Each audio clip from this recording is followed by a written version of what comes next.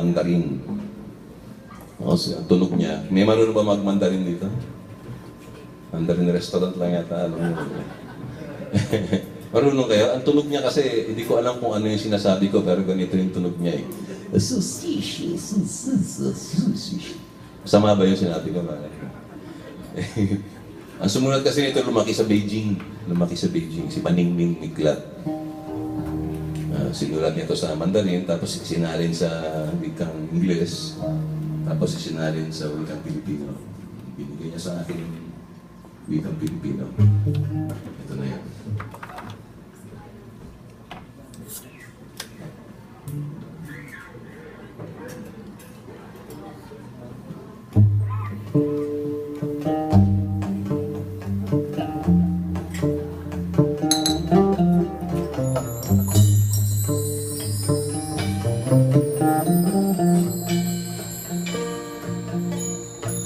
Dumaan ako sa tahimik na ilog.